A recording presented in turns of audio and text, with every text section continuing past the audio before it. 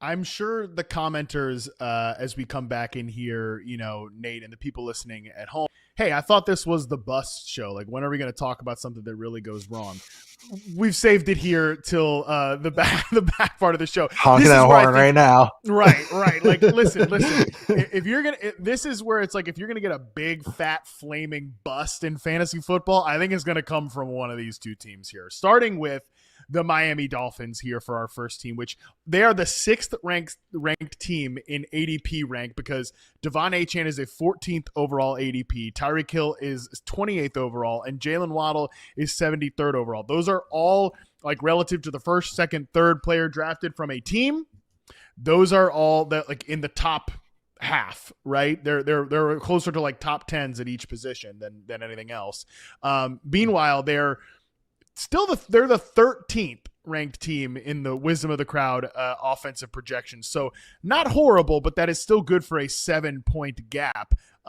They go anywhere from like 12 to 16, basically. Actually, Vegas is the lowest on them in terms of like projected points per game, which I think makes sense. Like DVOA, they're always an efficiency scam, but like, yeah, how many points are we really going to score here? So Nate, I'm really concerned about the Dolphins. Like straight up, the only guy I've like actively drafted into is Jalen Waddle because of the 3 guys he goes the cheapest, and I've made my feelings known about like the Tyreek Hill stuff at this point, but I don't know. I'm very down on the Dolphins. Where are you at this point? I'm very down on the Dolphins. My first notes are fade. It's vibes are bad. Offensive line is getting workshopped as the season's going to go along. Love that. And even if I like Patrick Paul long term, and I like Jonnu Smith, who they drafted in the 2nd round long term, I like Aaron Brewer as a good solid player. Those are still 2 unproven. That's an unproven left side, along with a reworked right side with a solid center, with a pretty good center. That's not for an offense that was getting hit in the backfield, like 5 yards in the backfield, like on average in plays last year. It's not what I want. It's not what I wanted to see out of this team. The defensive line's interesting, but offensively, I'm kind of also thinking last year I was almost disappointed. One, when Tua was healthy and when he was not healthy, where I was kind of, I won't say the fireworks factory, but it was like, where's the new ideas?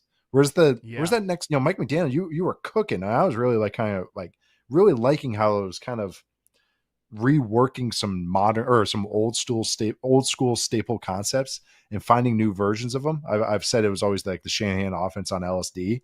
And now they kind of just like said, we're off of that. Like, we're just kind of just going to be, all right, we're going to do these ones that did work. Well, even though defenses now have answers to, say, like one of their favorite RPOs or one of their favorite play actions, they're like, well, we're going to keep working at it. We just got to find better, we just got to keep running and we'll find a better answer on that, as opposed to finding something new to run to help, provide a change up. Also just think the vibes wise, like they're like, we're going to be tough. Like we're just turn on that switch. Achane's already battling an injury, a calf injury. Right. For an undersized speed guy. I love Achane as a real football player as well. But that's always going to be a concern, especially how the usage that they give him, where he's out in space taking shots and taking hits. Where now I'm running back wise, I'm like, all right, is it Jalen Wright? He hasn't really impressed. Is it Ollie Gordon? Like, it's just a mess of a team. Tyreek Hill, it seems like he's trying to good faith his way back into his teammates' graces. That's not what I want. So, like, I'm with you. You just said Jalen Waddle's the only one I'm kind of buying. That's exactly my mindset on this. It's like maybe one of the backup running backs later, like maybe Ollie Gordon has a late dart throw, but it's just one of these offenses I'm kind of staying away from when we're talking about busts. They're signing Darren Waller, after retirement. Talk about out of ideas. It's just, out of ideas. That's what this whole operation feels like. So it's just a team overall.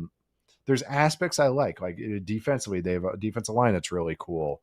Like I do like some of the offensive ideas that they've had, but it feels like it's run its course. Maybe they surprise all of us, but the trajectory has just kind of seemed pretty obvious to anyone paying attention for the last 18 months, 22 months, basically the second half of 2 years ago. Yeah, I mean, they'll just have to beat the odds in order to do that. So one thing before I want to talk about Devon Achane, but one thing just to note here too, like when Jonnu Smith was traded, the first reaction that basically every fantasy person had was, all right, wheels up for Achane, wheels up for this player, whatever. My first thought was, I think you guys forgot how good the Jonnu Smith plays were last year. Yes. Team success rate when targeted last year, 64% for Jonnu Smith. He was 10 percentage points higher than the second place player in Jalen Waddle at 54%. EPA per target, 0.51, led the team. Nobody else was higher than 0.43. Like, the Jonnu Smith plays were good. Like, that was actually the best part. Was like a little bit of, it was the best part of the offense this year. That was actually Mike McDaniel doing a little bit of something different. And everybody hated it because it took targets away from the wide receivers and took scammy stuff away from Achane. And then he's traded. He's out of there. Well, we don't do that anymore. We're just going to go back to whatever we were doing before. So, like, I think that is a bigger problem from an ecosystem perspective than people are giving credit for. The Achane stuff, I do just think, number one, say it all the time, the Scott Pianowski line. Injuries are going to find you throughout the course of the fantasy football season. You do not need to draft into them willingly in August. And Mike McDaniel is he's not a reliable narrator when it comes to the injuries. That's known. He says it's going to be days to weeks. I mean, Nate, imagine if our bosses here at Yahoo said, we'll file your paycheck, but it might be days to weeks. I'd want to know the difference, okay? Like, is it going to be days or is it going to be weeks? Those are two different time periods. Two different time periods. And then the other part of this, too, just from an on-field perspective, again, the argument for Achane is, well, as a rookie, he was this crazy efficient runner. And then last year, he was this high-volume kind of pass catcher. What if in year 3, he just becomes both? And my argument is, what if in year 3, he becomes neither? Right? Because I think number one, the rushing efficiency, he's never going to get to 7 yards per carry again, but I just can't even imagine this being a good run game based on like the offensive line and just the construction of the team. Plus, we did this with the Raiders, talk about a secondary that is going to get cooked all year long.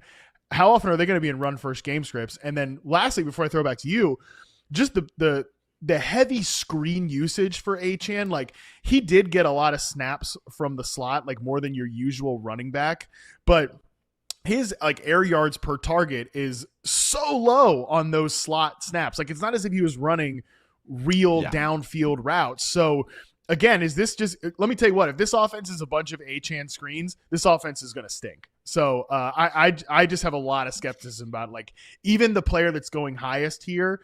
I think he is more of like if you're taking him, you better be doing it in the back half of the second round, not closer to the first round turn where he's been going.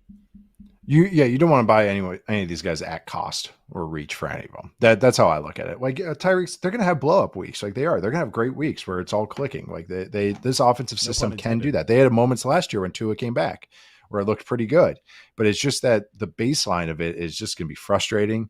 It's a very injured roster too. So, I mean, every single one of these players has had injury history. Their quarterback has injury history. They have offensive linemen that have injury history. They have defenders that have injury history. Like that's their method. They go for speed. I'm not like joking about it. Like they go for speed and they just wave away injury stuff because that's their methodology. Like we talk about that. Like that's what they go for. So it's going to always just be a frustrating thing. And we talked about how your starting point, we can shy away from these teams and just avoid risk. Like, yes, you can chase that dragon of these boom weeks that this offense is going to provide, but you can't forget the lull weeks, those weeks where it's just nothing's going on, or the injured weeks and everything. So I think the Dolphins are a perfect example of what this whole exercise is about it. Just an offense I just want to avoid. And there's just so much certainty in the uncertainty with this team right now that I'm kind of just like staying away overall. I'm just watching them from afar because I'm just, as a franchise, trying to figure out what their goal is. 100%. And look, I think Jalen Waddle is an underrated player. Like, I think he's getting too much blame last year for honestly, like, again, we don't have the time and this is like, I'm going to do the Football 301 plug here, like, cause we don't have the time and space in this podcast to break down all of the things I want to talk about with you tomorrow. So if you're listening to this and you want to hear more about the Dolphins and Dolphins negativity, listen to us on Football 301 tomorrow. So there's some little cross promotion there, some little company wide stuff. You don't get enough Matt Harmon in your life, so you clearly need more. I get to save some notes too. It's great. I was about to share them, and I'm like, yeah, I'm going to keep these. I'm going to keep these for the next show. 100%. So I'll get into the nitty gritty on that show about why I think that like Waddle's efficiency metrics fell off last year when I don't think his play really fell off that much relative to the fact that I do think Tyreek Hill has begun the decline. And I've talked about that on this show before. I've shared some of the reception perception data that shows how he was on that decline. Like, again, could he be a useful player this year? I think he could, but like a declining player with like as this volatile type person that he clearly is. I mean, he's out there like saying Achane shouldn't be the goal line back, and then they use Jalen Wright in the preseason. He gets like stuffed 3 times. Funny. So just again, the bad vibes are there. I just think if I was Miami, I'd be trying to maximize the younger player that we gave a bunch of money to over the guy that like, you know, quit the team in week 18. So we'll see if that happens. But yeah, Waddle is the guy that if you believe we're wrong and you do believe in this offense, like I think the guy to take is Waddle because he goes again 73rd overall in consensus ADP